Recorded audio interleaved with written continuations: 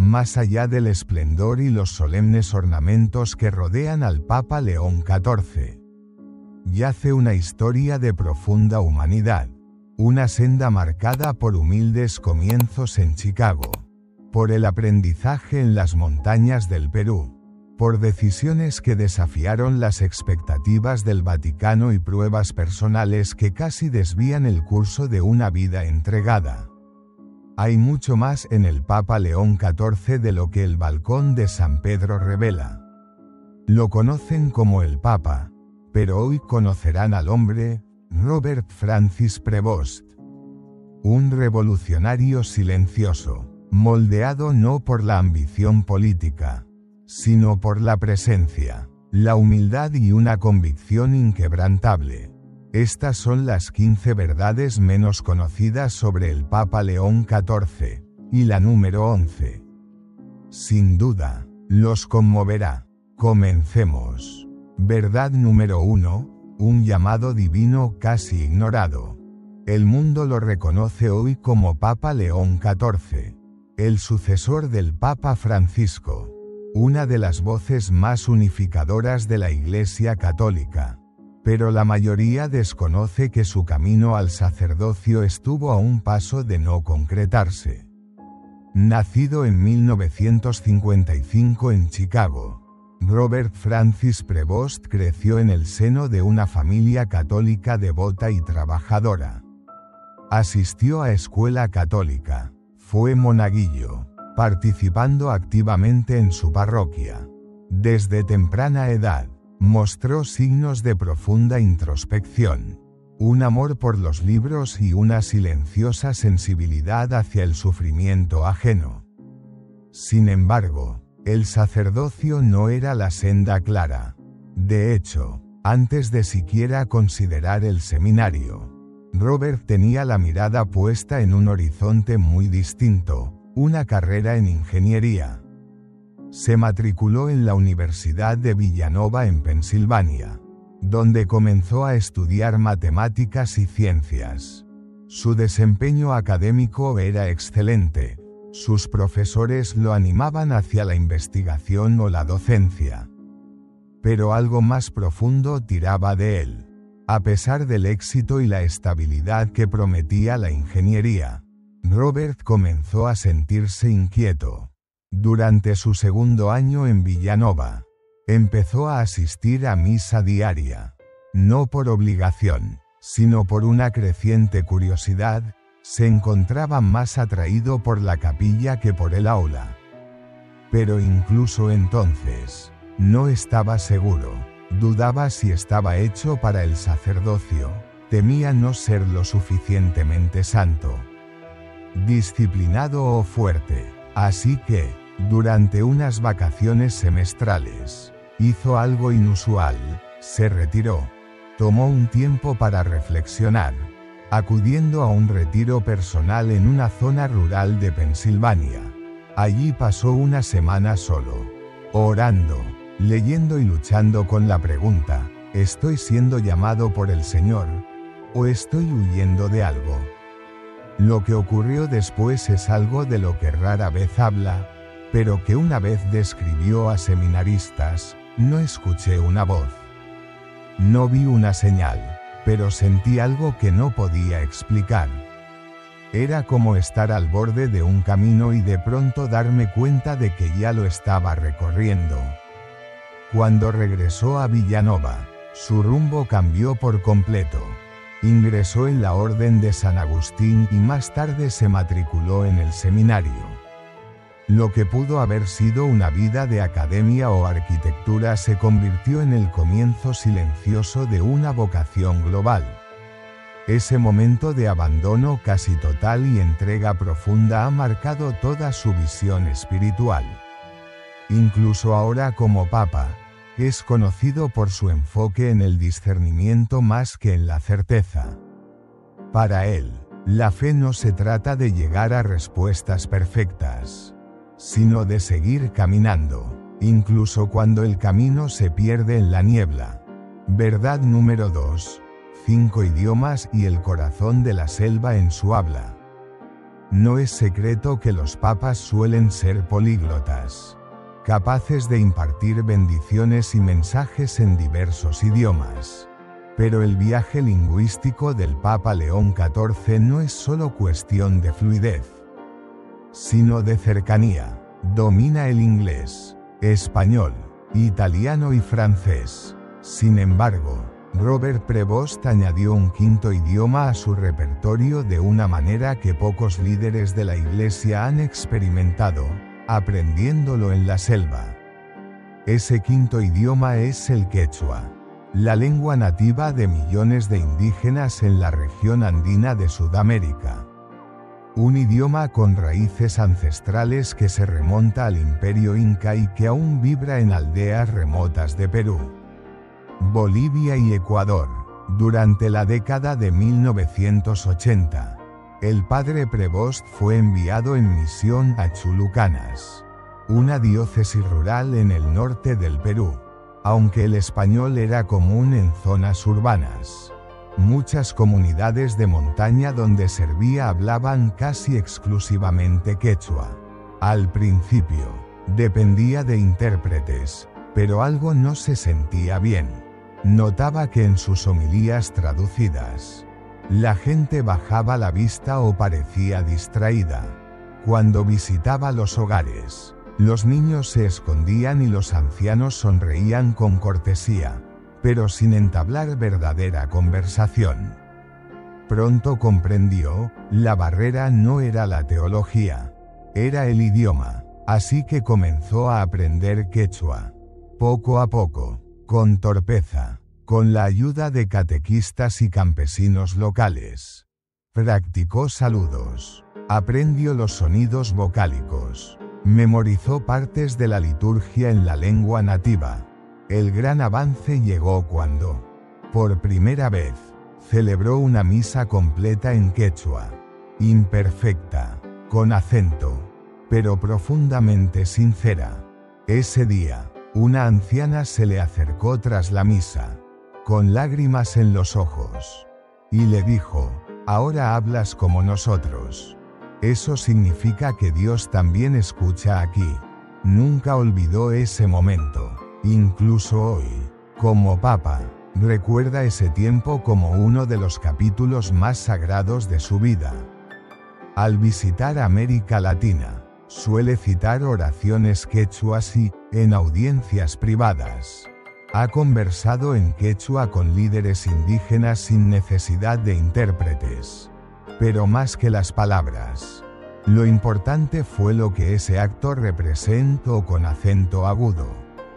El lenguaje, dijo una vez, no es solo cómo hablamos, es cómo vemos. Su fluidez en quechua se convirtió en símbolo de su filosofía pastoral. Para liderar, primero hay que habitar entre aquellos a quienes se espera servir, no como un invitado, sino como uno de ellos. Verdad número 3, la austeridad extrema como escuela de vida.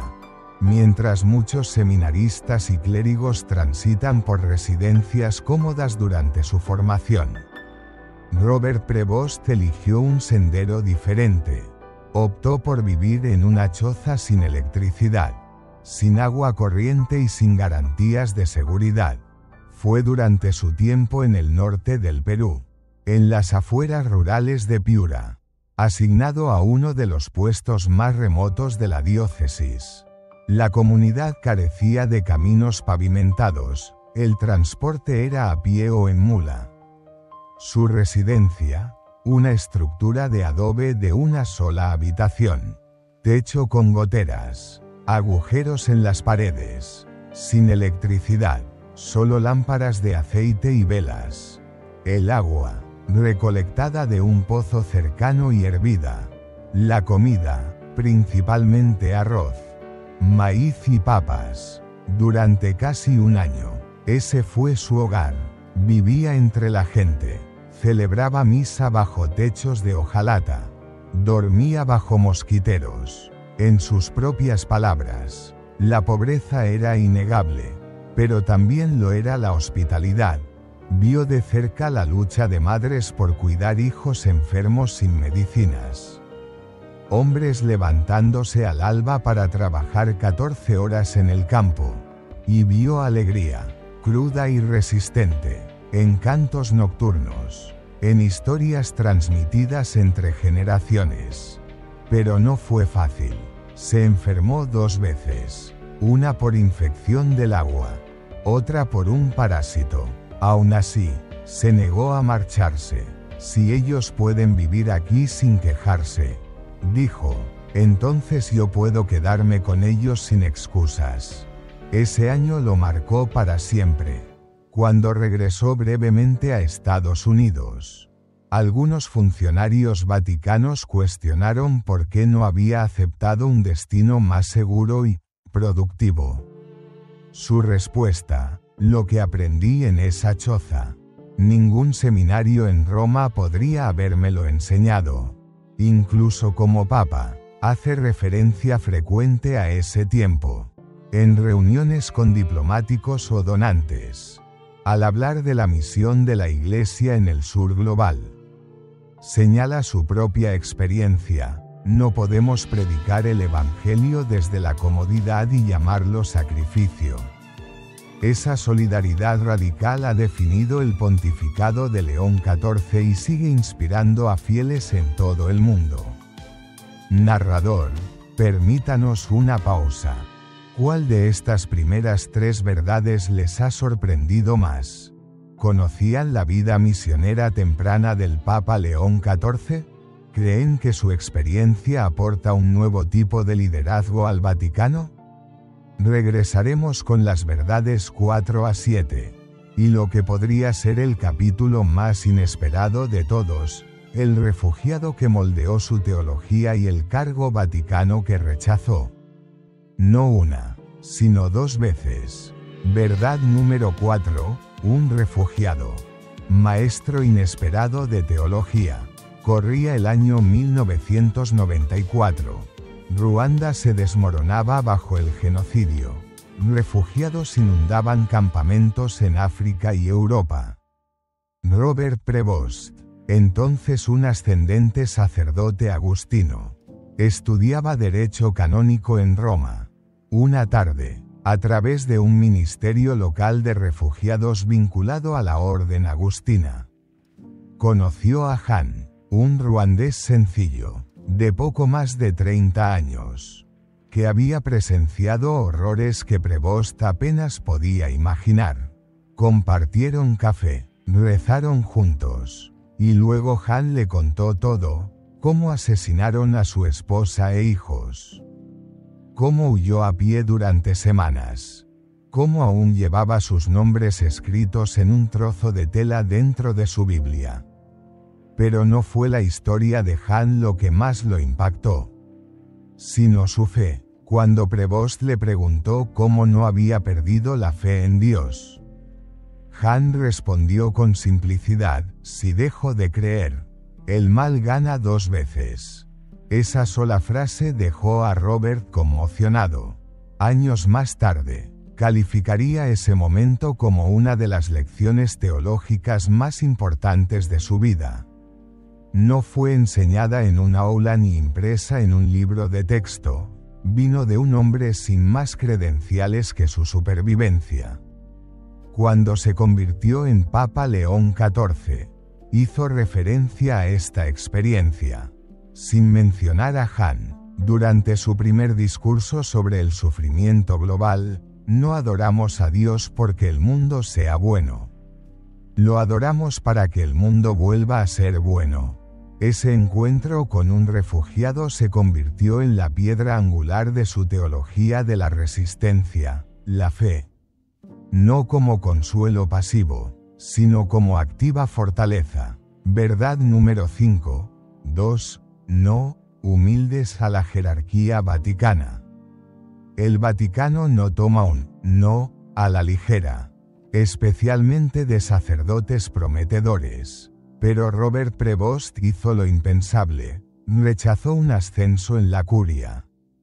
No una, sino 2 veces. A fines de la década de 1990, Mientras crecía su reputación por su disciplina y sensibilidad pastoral, la Congregación para los Obispos lo identificó como candidato para un cargo administrativo en Roma.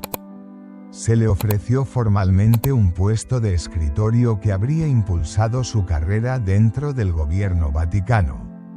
Lo rechazó. En su lugar, eligió regresar al Perú, donde su misión entre comunidades rurales seguía activa.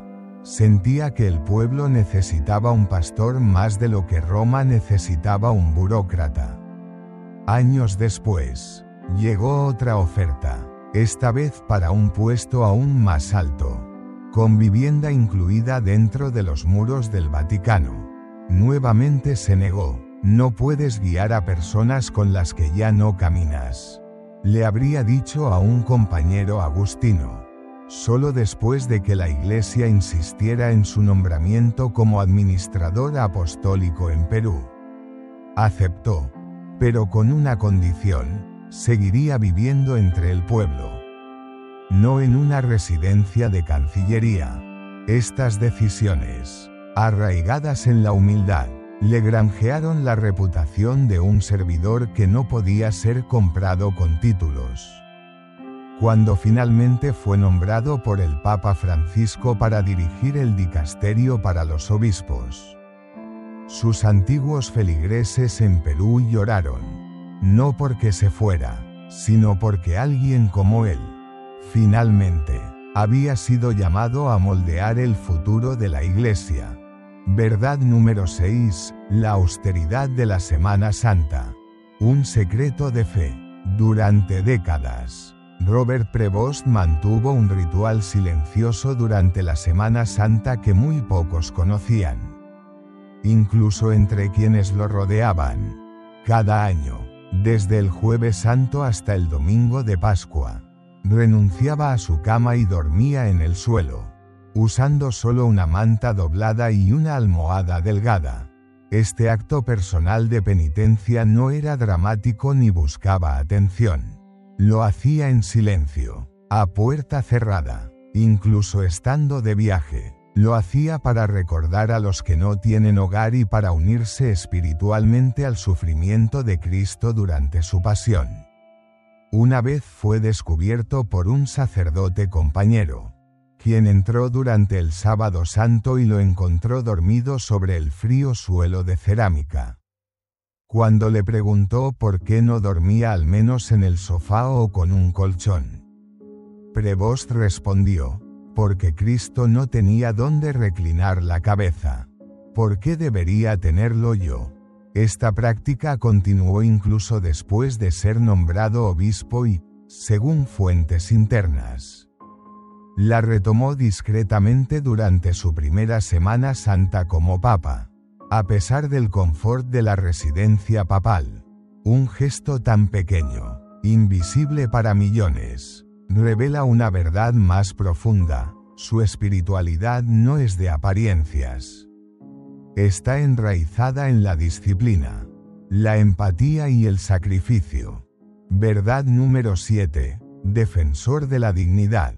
Constructor de puentes interreligiosos. En 2006, una serie de tensiones religiosas sacudía a Perú. En una localidad cercana a la diócesis de Chiclayo, una pequeña mezquita fue vandalizada tras una acalorada disputa política.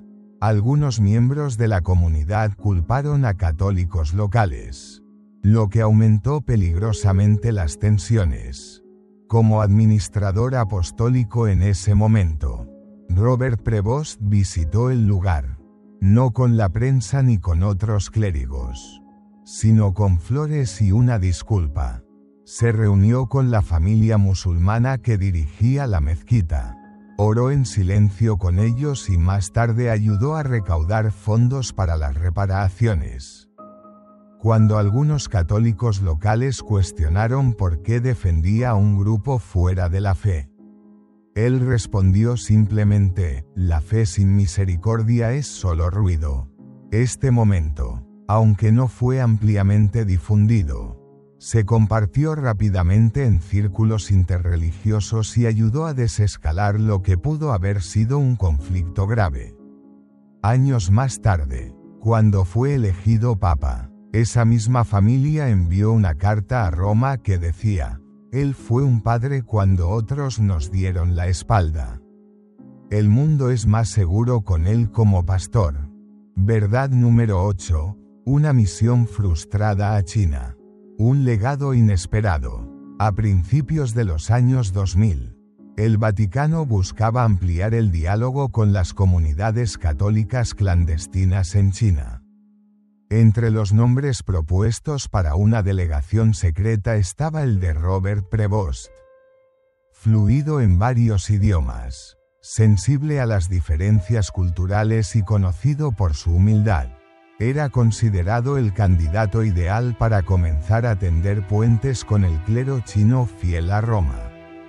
Pero antes de que se confirmara la misión, el gobierno chino rechazó su nombre debido a su trabajo misionero previo en Perú, que había llamado la atención por empoderar a líderes indígenas, algo que Pekín temía que pudiera replicarse como modelo de independencia religiosa.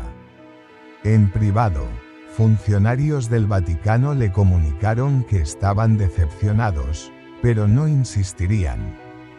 Prevost se sintió aliviado, no porque temiera la misión, sino porque ya había prometido terminar de construir una escuela en uno de los pueblos de montaña en Piura. Más tarde dijo: «Ya sea Roma, Pekín o una aldea sin nombre en el mapa, Dios te envía donde la necesidad es mayor».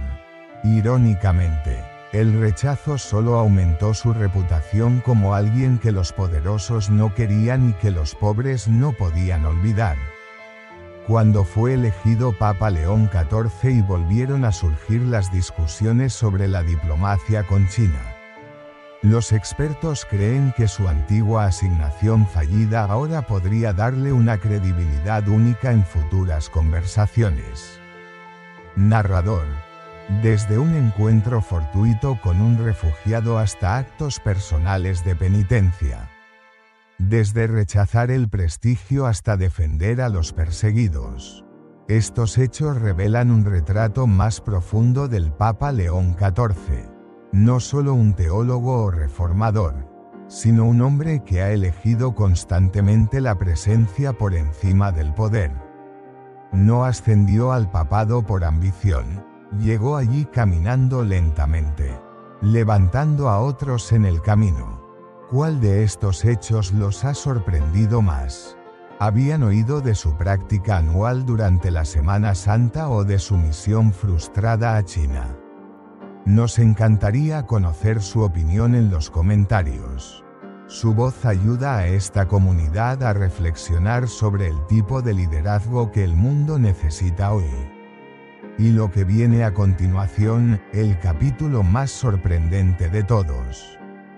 Cómo un cuaderno personal cambió la dirección de un importante concilio vaticano y el voto desconocido que hizo la noche antes de su elección papal. Quédense con nosotros. Verdad número 9. La riqueza verdadera. Una vida al servicio de los demás. En el influyente mundo del Vaticano, alcanzar los más altos niveles de la Iglesia podría suponer acceso a riqueza, comodidad y prestigio. Sin embargo, la vida de Robert Prevost es un testimonio del poder de la humildad frente a tales tentaciones. Desde el inicio de su ascenso en la Iglesia, Prevost dejó claro que su propósito no era acumular riquezas personales ni disfrutar de los lujos que a menudo acompañan al poder, sino enfocarse por completo en el servicio a los demás, particularmente a los marginados y los pobres. En 2012, Robert recibió una oferta extraordinaria, un benefactor, un filántropo católico adinerado con fuertes vínculos con el Vaticano, le ofreció un lujoso apartamento en uno de los barrios más exclusivos de Roma. La residencia no era solo una vivienda, simbolizaba éxito. reconocimiento y las recompensas de una vida dedicada a la Iglesia. Habría sido fácil aceptar el regalo, disfrutar de las comodidades de una vida acomodada y aprovechar los privilegios del cargo. Pero la respuesta de Robert fue tan inesperada como reveladora de su carácter. Rechazó la oferta.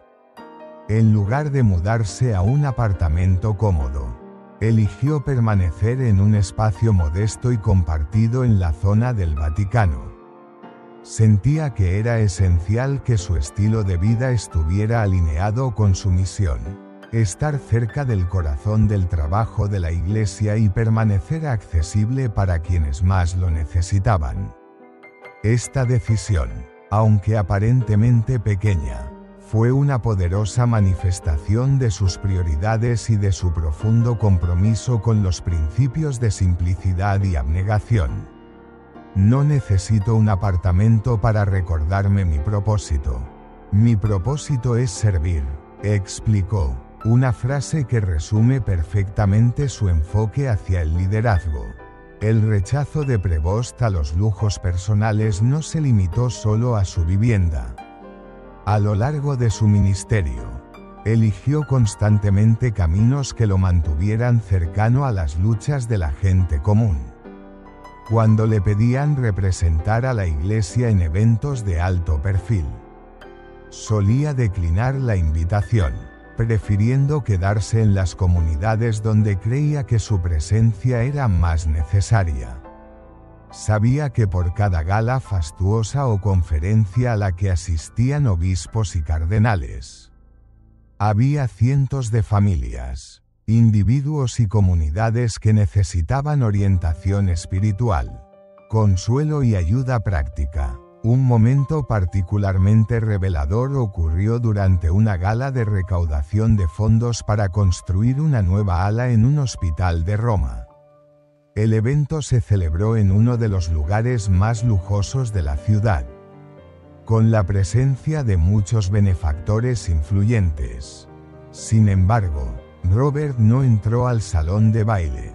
En su lugar, visitó una pequeña clínica en las afueras de la ciudad, donde pasó varias horas ofreciendo oraciones y consejos personales al personal y a los pacientes, muchos de los cuales eran refugiados o inmigrantes en situación de pobreza y crisis de salud.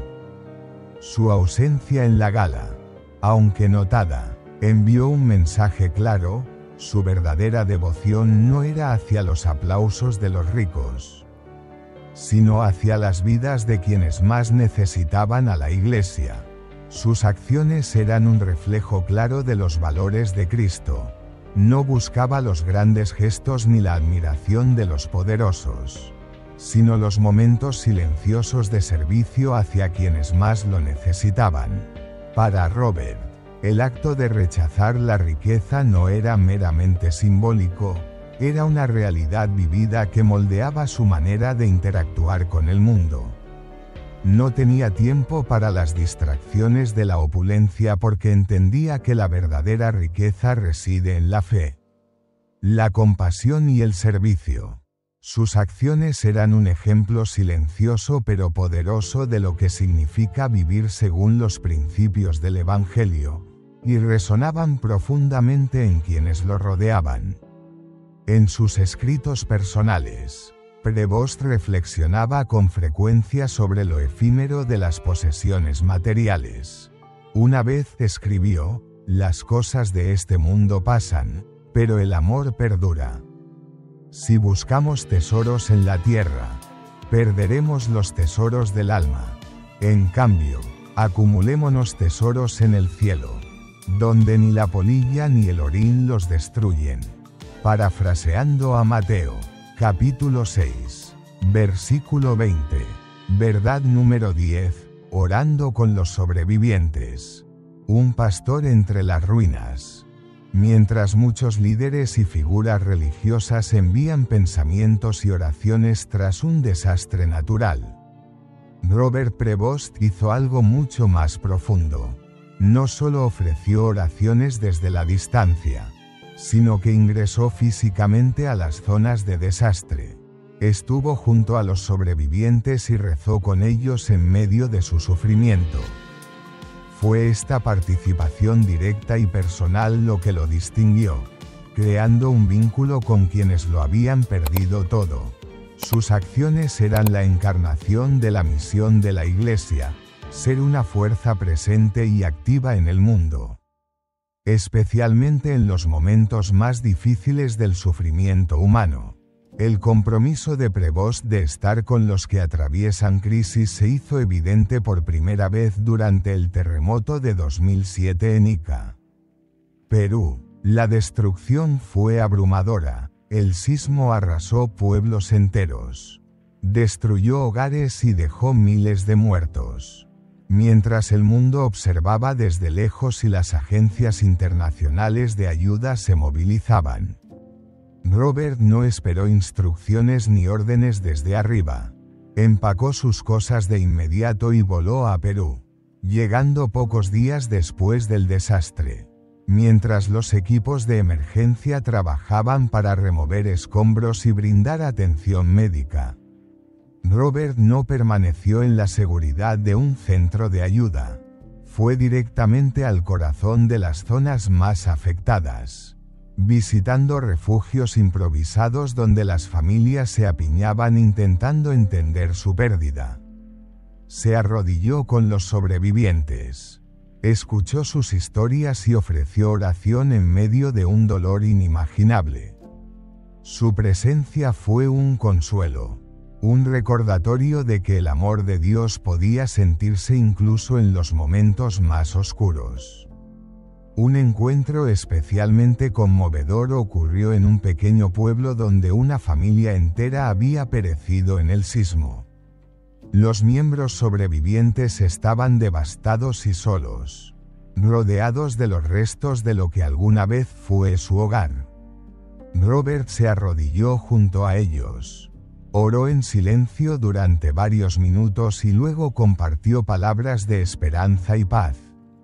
«Has perdido mucho, pero no estás solo», les dijo. «Dios está contigo, incluso en este momento de sufrimiento. Reconstruiremos juntos con la fuerza de nuestra fe». Mientras oraba con ellos, muchos de los sobrevivientes encontraron consuelo, no solo en sus palabras, sino en el hecho de que Robert estaba físicamente presente con ellos. No era solo otro líder ofreciendo condolencias desde la distancia, sino un hombre que había venido a solidarizarse con ellos. Era un pastor que no solo había escuchado sus clamores, sino que había venido a caminar con ellos en su dolor. Las acciones de Robert durante este tiempo no fueron solo las de un líder compasivo, sino las de un hombre que comprendía profundamente la importancia de estar presente. Para él, la oración no era simplemente un acto abstracto, sino una manera de conectarse con el sufrimiento y ayudar a los demás a encontrar sanación y esperanza. Sus oraciones en zonas de desastre se convirtieron en símbolo del compromiso de la Iglesia de estar presente no solo en tiempos de paz, sino en los momentos de mayor crisis. Para los sobrevivientes, la presencia de Robert se volvió un recordatorio tangible de que la Iglesia estaba allí con ellos, de pie entre los escombros, levantándolos y ayudándolos a reconstruir no solo sus hogares, sino también sus vidas. Su labor en Perú fue solo un ejemplo entre muchos a lo largo de su carrera.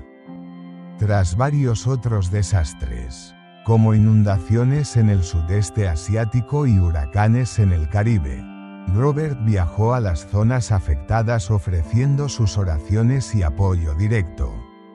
Su enfoque era siempre el mismo: caminar junto a la gente, escuchar sus historias y recordarles que no estaban olvidados.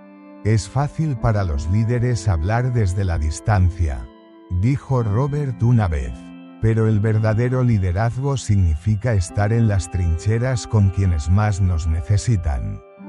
No estoy aquí solo para orar por ustedes, sino para orar con ustedes. De esta manera, el ministerio de Prevost se convirtió en la encarnación del llamado a la acción de la Iglesia, demostrando que el poder de la oración y la solidaridad podía sanar heridas, restaurar la esperanza y reconstruir vidas tras la calamidad. Verdad número 11. Misiones de riesgo. Un corazón valiente en zonas de crisis.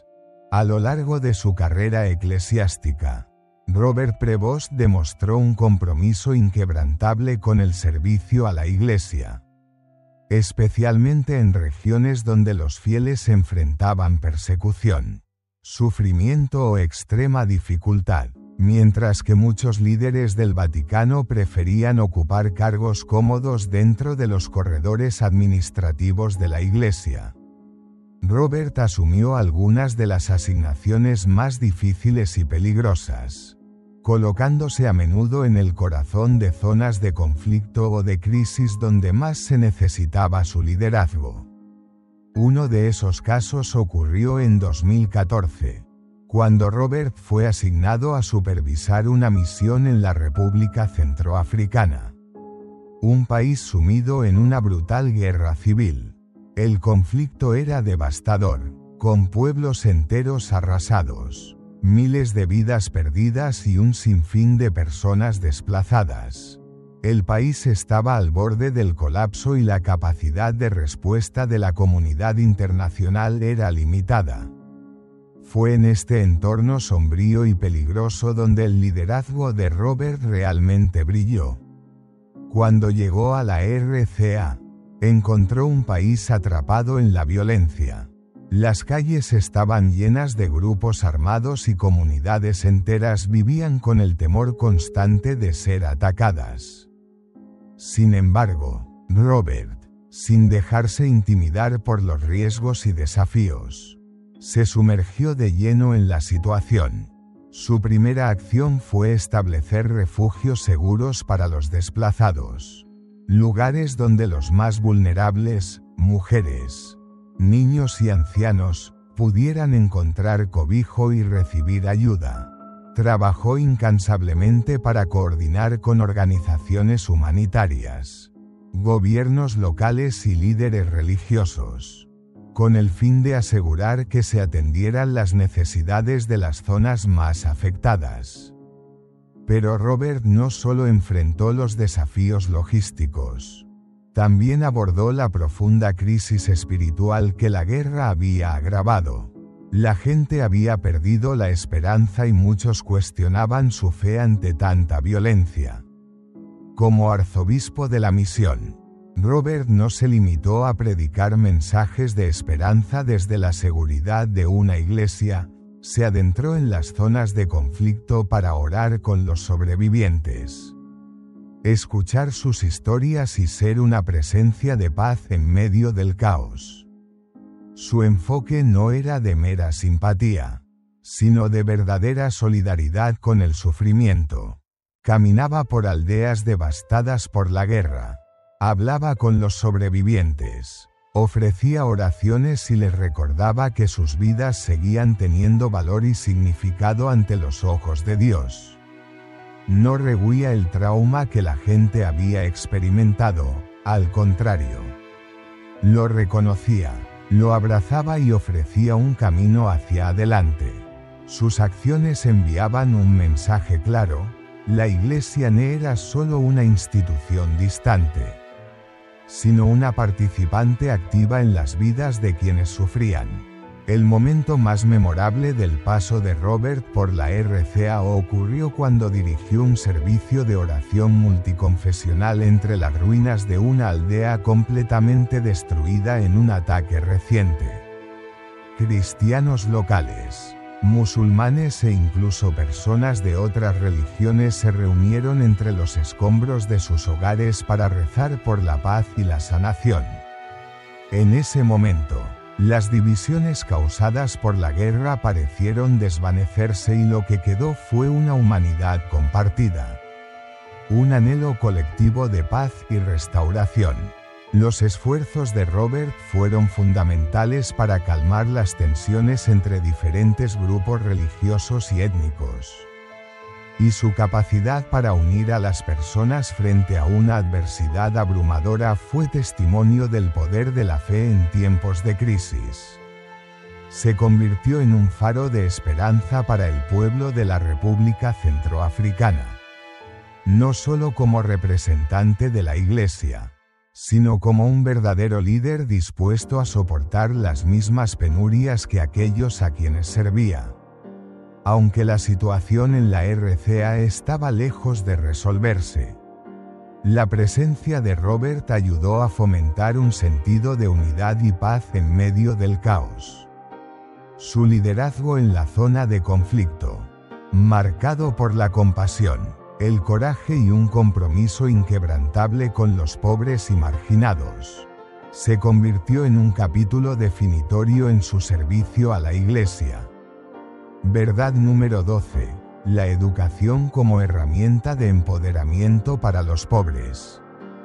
La educación siempre ha sido una piedra angular del ministerio de Robert Prevost, especialmente para las comunidades empobrecidas a las que sirvió.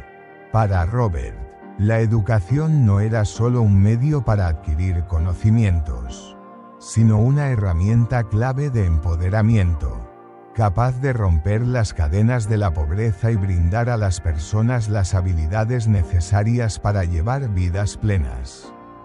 A lo largo de su tiempo en diversos países, lanzó numerosas iniciativas destinadas a mejorar el acceso educativo para jóvenes y adultos desfavorecidos, especialmente en el mundo en desarrollo.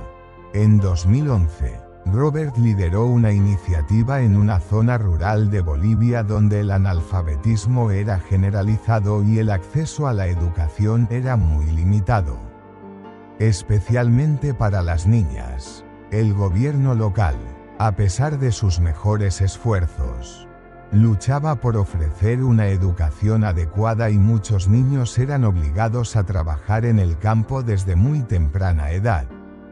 Fue en este contexto que Robert vio una oportunidad para marcar la diferencia. Asociándose con organizaciones locales, ayudó a establecer una red de escuelas en la zona, asegurando que la educación estuviera al alcance de todos los niños, sin importar su estatus social o económico. Pero la visión de Robert no se detenía en construir escuelas. Estaba profundamente comprometido con crear un entorno donde la educación realmente pudiera transformar vidas. Comprendía que educar no era solo enseñar a leer y escribir, sino inculcar un sentido de autoestima y capacidad en los jóvenes. Trabajó de cerca con los maestros locales, ayudándoles no solo a desarrollar sus habilidades profesionales, sino también animándolos a convertirse en modelos a seguir para los estudiantes que enseñaban. Quizás lo más notable es que Robert se aseguró de que las niñas también recibieran educación. En muchas zonas rurales, a menudo se esperaba que las niñas se quedaran en casa, ayudaran con las tareas domésticas o trabajaran en el campo mientras sus hermanos asistían a la escuela formal. Robert consideraba esto una grave injusticia y trabajó incansablemente para combatir las disparidades de género en la educación. A través de becas, programas comunitarios y esfuerzos de concientización, logró derribar algunas de las barreras culturales que impedían a las niñas asistir a la escuela. Los resultados fueron sorprendentes, en el transcurso de solo unos pocos años. El número de niñas matriculadas en escuelas de la región aumentó drásticamente y muchas jóvenes lograron graduarse y seguir carreras que antes parecían inalcanzables. Las iniciativas educativas de Robert no se limitaron a Bolivia. De hecho, lideró esfuerzos similares en varios otros países, incluidos Kenia, Filipinas y Haití. En Kenia, trabajó para establecer programas de formación vocacional para jóvenes adultos, ayudándolos a adquirir habilidades en áreas como carpintería, sastrería y agricultura. lo que les permitió mantenerse a sí mismos y a sus familias. En Filipinas, Robert ayudó a lanzar un fondo de becas que permitió a estudiantes empobrecidos asistir a la universidad, abriendo nuevas oportunidades de movilidad social y mejora económica a largo plazo. Para Robert, estos programas educativos eran más que actos de caridad, eran herramientas de empoderamiento. Veía la educación como una clave para romper el ciclo de la pobreza y su defensa de la reforma educativa se convirtió en uno de los aspectos más importantes de su ministerio. En cada comunidad en la que sirvió, Robert enfatizó que la educación no era un privilegio, sino un derecho que debía estar al alcance de todos, sin importar su origen o circunstancias. Y no se trataba solo de los estudiantes, Robert creía en empoderar a toda la comunidad. Trabajó con líderes locales para asegurar que la educación no solo fuera accesible, sino también valorada. Gracias a sus esfuerzos, muchas comunidades cambiaron su enfoque hacia la educación y tanto padres como líderes comunitarios se involucraron más activamente en el aprendizaje y desarrollo de sus hijos. Verdad número 13. Un compromiso férreo con el diálogo interreligioso y la unidad. Uno de los aspectos más notables del liderazgo eclesiástico de Robert Prevost fue su compromiso con el diálogo interreligioso y la unidad religiosa. En un mundo a menudo dividido por conflictos y tensiones religiosas, Robert se destacó como un defensor de la coexistencia pacífica y el entendimiento mutuo. Su enfoque hacia las relaciones interreligiosas estaba basado en un profundo respeto por la dignidad y las creencias de los demás, incluso aquellos cuyas religiones eran distintas a la suya. El compromiso de Robert con el diálogo interreligioso fue especialmente evidente durante su tiempo como representante del Vaticano en el Medio Oriente, una región marcada por siglos de divisiones religiosas y conflicto. En países como Irak, Siria y Líbano, Robert trabajó incansablemente para cerrar las brechas entre diversas comunidades religiosas, ya fuera reuniéndose con líderes islámicos, representantes judíos o miembros de sectas religiosas más pequeñas. Robert dejaba claro que la Iglesia no solo se preocupaba por su propio rebaño, sino también por fomentar la paz y el respeto mutuo entre todas las personas de fe.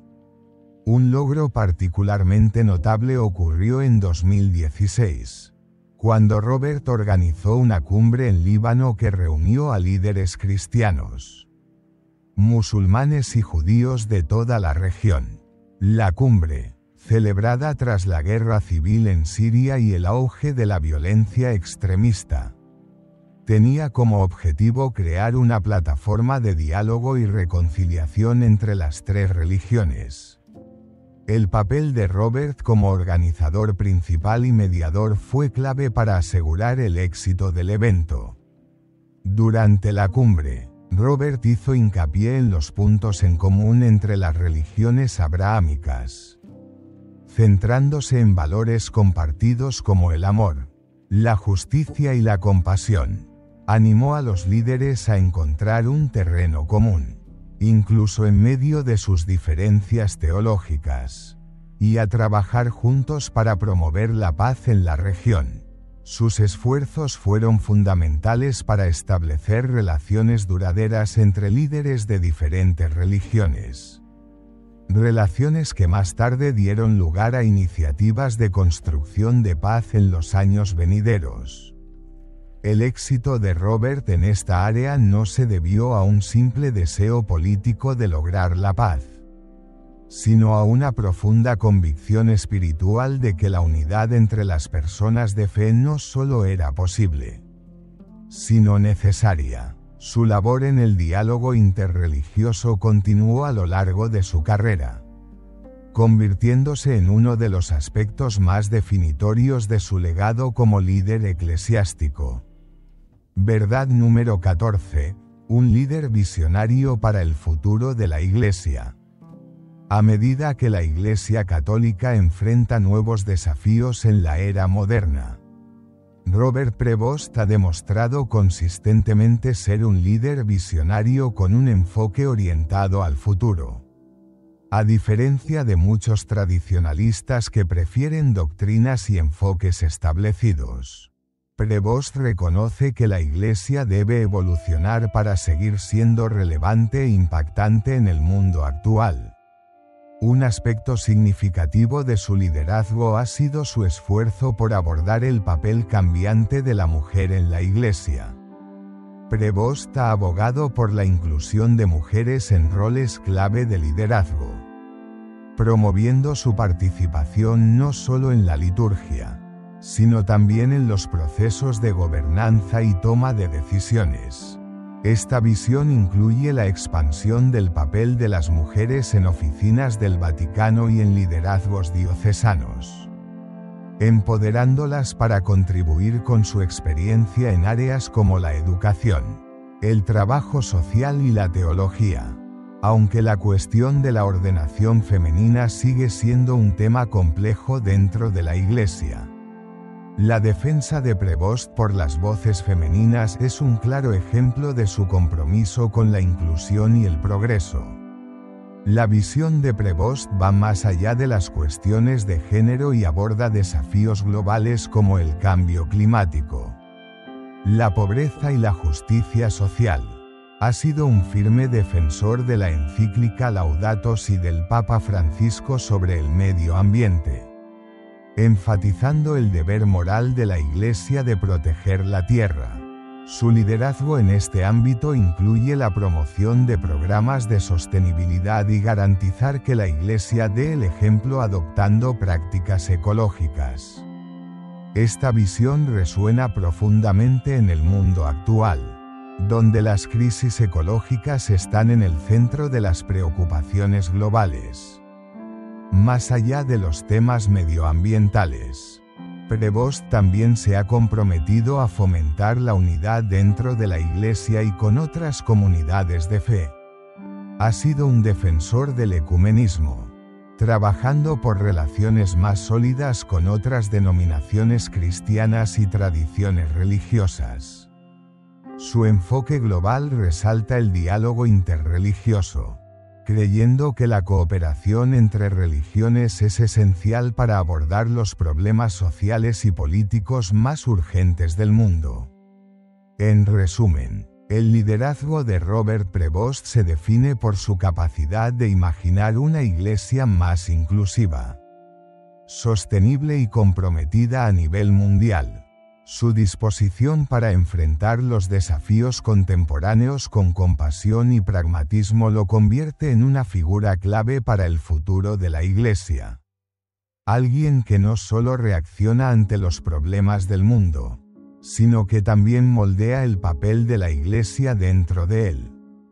Verdad número 15. Un compromiso inquebrantable con los pobres y marginados. En el corazón del ministerio de Robert Prevost se encuentra un compromiso inquebrantable con los pobres y marginados. Desde el comienzo de su sacerdocio, ha centrado sus esfuerzos en servir a las poblaciones más vulnerables, entendiendo que el llamado del Evangelio a cuidar de los más pequeños, como nos recuerda Jesús en Mateo, capítulo 25. Versículo 40. ¿Cuánto hicisteis a uno de estos mis hermanos más pequeños? A mí me lo hicisteis. Es central para la misión de la Iglesia. La dedicación de Prevost no se limita únicamente a la caridad, sino que busca empoderar a los pobres mediante soluciones a largo plazo. Ha sido fundamental en el establecimiento de programas que brindan educación, atención médica y oportunidades de microfinanzas a comunidades empobrecidas en todo el mundo, ya sea en los barrios marginales de Sudamérica o en zonas rurales de África. Prevost ha trabajado incansablemente para crear sistemas que saquen a las personas de la pobreza y les permitan ser autosuficientes. Su compromiso con la justicia social se refleja en su defensa de una posición más firme de la Iglesia frente a la desigualdad económica global. Prevost ha pedido constantemente reformas en las políticas de comercio y deuda internacionales, instando a las naciones más ricas a reconocer su papel en la pobreza sistémica que enfrentan los países en desarrollo. Su trabajo en estos temas va más allá de la teoría. Ha utilizado su posición para llamar la atención sobre estos problemas en foros internacionales, trabajando para que la Iglesia sea una voz poderosa a favor de la justicia. El trabajo de Prevost con grupos marginados también incluye la defensa de la inclusión de minorías, refugiados y otras comunidades excluidas dentro de la Iglesia. Su enfoque en la inclusión asegura que el alcance de la Iglesia llegue a todos, especialmente a quienes se sienten excluidos de la sociedad. Su enfoque pone énfasis en la dignidad humana y la solidaridad, dejando en claro que la misión de la Iglesia es unir a las personas, no dividirlas. Además de su defensa pública, Prevost también ha predicado con el ejemplo. Su presencia en las regiones más pobres del mundo ha demostrado que la Iglesia debe estar presente allí donde el sufrimiento es mayor. Ha pasado gran parte de su vida en zonas empobrecidas, ofreciendo tanto apoyo espiritual como ayuda práctica. Para Prevost, esto no es solo un deber, sino una vocación que define su servicio a la Iglesia. El liderazgo de Robert Prevost representa una nueva dirección para la Iglesia Católica, una profundamente arraigada en la tradición, pero valientemente abierta al cambio. Su visión para el futuro de la Iglesia se cimienta en la inclusión, la justicia social y un profundo compromiso con servir a las poblaciones más vulnerables del mundo. Al abogar por mayores roles para las mujeres, al abordar cuestiones globales como el cambio climático y al defender incansablemente los derechos de los pobres, Prevost ha redefinido lo que significa ser un líder en la Iglesia de hoy. Su impacto se sentirá no solo en sus acciones concretas, sino en el ejemplo transformador que deja para los futuros líderes. Prevost ha demostrado que la Iglesia no es solo una institución espiritual, sino una fuerza viva para el cambio social positivo. Su legado continuará inspirando a quienes lo sucedan a afrontar los desafíos del mundo moderno con compasión, innovación y un firme compromiso con la justicia evangélica. En una época en la que la Iglesia enfrenta divisiones y lucha por conectar con las generaciones más jóvenes, el liderazgo de Robert Prevost ofrece una visión de unidad, progreso y fe en acción. Su compromiso con los pobres y marginados, su apertura a la reforma y su perspectiva global lo convierten en un líder para el futuro. Un futuro en el que la Iglesia sigue siendo un faro de esperanza y compasión para todos. Si encontraron valioso este vídeo, no olviden darle me gusta y suscribirse para más análisis profundos sobre el futuro de la Iglesia y sus líderes. Compartan su opinión en los comentarios. ¿Qué piensan sobre el potencial de Robert Prevost como el próximo Papa? Nos encantaría conocer su punto de vista. Gracias por vernos y nos vemos la próxima vez.